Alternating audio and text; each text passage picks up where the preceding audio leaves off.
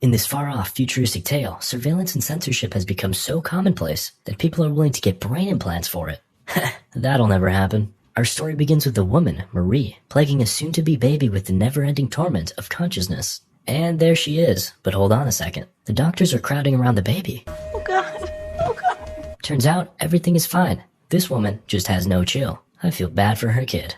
Fast forward a bit and the mom is at a park with her now 3-year-old, Sara. As Maria speaks to another mom, Sara spots a little kitty. Psst, psst, psst, psst. Sorry, I can't help myself. Anyway, Sara's mom calls out for her, but she doesn't respond. After a few moments, panic sets in, and it's not long before a neighborhood-wide search has taken place. Fortunately, this man spots Sara. Apparently, she had chased the kitty all the way to the train tracks. And I would have done the same. Following this incident, Sara's mom decides to take drastic measures, like implanting a chip in your child's brain level of drastic. Where'd you learn that? The Mark Zuckerberg Handbook for Raising Children? She pays a visit to Arkangel, an experimental new service offering this functionality. They plop Sara down on a chair, throw up some awful cartoons, and somehow get a needle in her without any screams. That's it? Mm-hmm. Yeah, there's no way. I can tell you right now that this is the most unrealistic thing that's gonna happen this entire episode. Guaranteed. The Arkangel employee shows off some of the chip's functionality. You got GPS, vitals, and a live feed of everything your child sees. There's even a nifty little filter that censors any troubling imagery. The woman switches out the cartoons for something a little more traumatizing and demos the tech. Wow, that's really something. At home, Marie and her dad talk about the decision. You know, back in my day, we just let the kids do whatever the heck they wanted. Boomer moment, am I right? No, just kidding. Technology is seriously ruining the youth and I fear for our survival as a species. Okay, back to happy thoughts. Marie and Sara play hide and seek. I'd imagine this is how Mark does it with his kids. One day, while Marie is at work, Sara paints along with her granddad. That's the way. Suddenly, he collapses, but the stress-inducing sight is blurred away. Sara can't even hear what he's saying. Fortunately, Marie receives an alert and spots that her dad is having a stroke. She rushes home, and he lives to see another day. Then, we cut to Sara on the swing set and fast forward a few years. Remember Grandpa? He tried the Mr. Beast Buried Alive challenge and absolutely smashed the record. Now smash that like button to pay respect. Just kidding. Damn, Sara can't even watch her mother cry. One day at school, Sara stumbles upon a boy, Trick, showing off a shocking video he found. What is it? Okay, great, here comes the walking snitch. One of the girls assures her she doesn't want to see what's on the video, but Sara's curiosity remains. She chats with Trick, who vividly describes the brutal events of the video. Though, as she listens on, he becomes blurred and his voice is left muffled to her ears. At home, Sara tries to draw saucy images, but they become blurred. Feeling frustrated, she sharpens her pencil and pricks her finger. That too is censored. Then, Marie receives an alert and rushes upstairs to check on her. Damn, okay. An enraged Sara lashes out and her mother retaliates by taking her to a shrink. He shows Sara some images depicting violence, but she doesn't understand what she's seeing. She thinks it's just people talking. Her mother questions if she's on the spectrum, but the doctor declines. No ma'am, we've actually gone ahead and tried to do the excited little hands test, and she definitely don't got the yacht. The man instead posits that perhaps it's due to the experimental and now banned chip in her brain that's censoring everything she sees. Huh? You really think so? Marie comes around to that being the culprit, disables the filter, and stores the tablet away. Alright Sara, today you're gonna be alone. No filters, and I won't be watching. Sara's quite scared to know that her mother won't be there in case anything happens. But nonetheless, she embarks out into the real world, uncensored for the first time.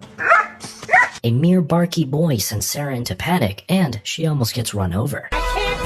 Meanwhile, Marie can't help but be nervous, so she compulsively checks in on her daughter once more. We can see through the GPS that she got to school just fine. Feeling ashamed of herself, Marie stashes the tablet in the attic. At school, Sara spots the aftermath of Trick getting his ass beat.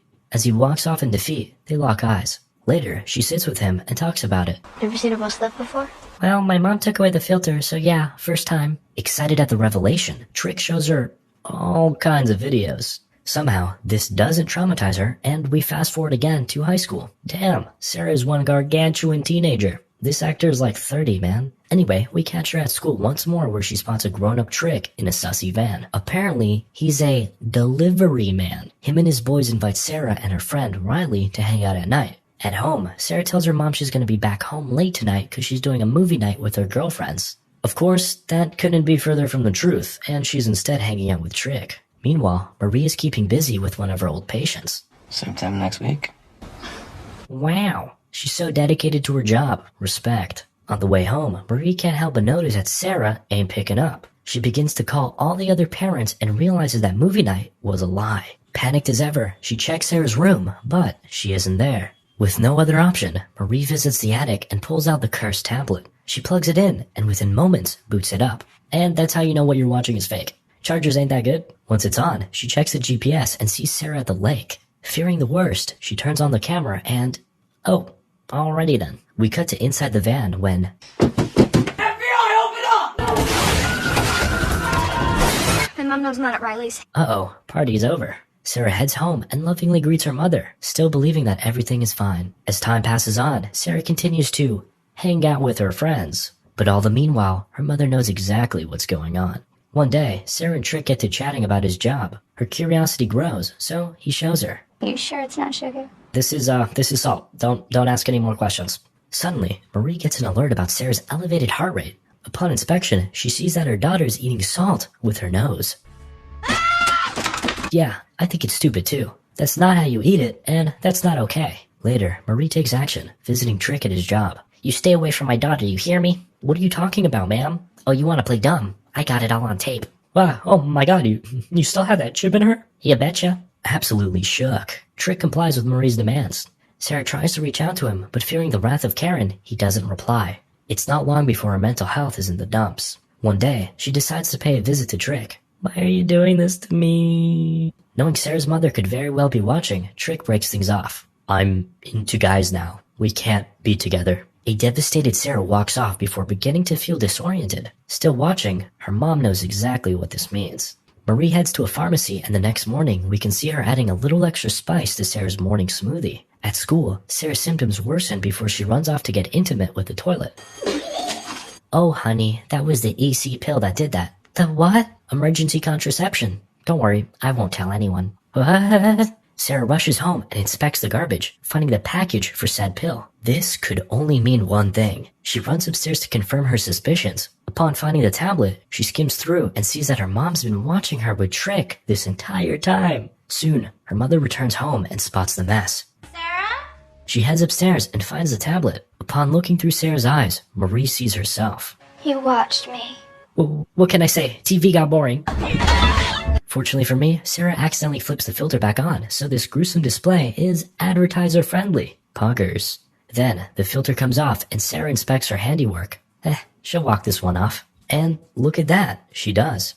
Marie wakes up to find a shattered tablet before getting up to search for her daughter. Images of Sara flash before her eyes as she comes to terms with the fact that her daughter may now be gone forever.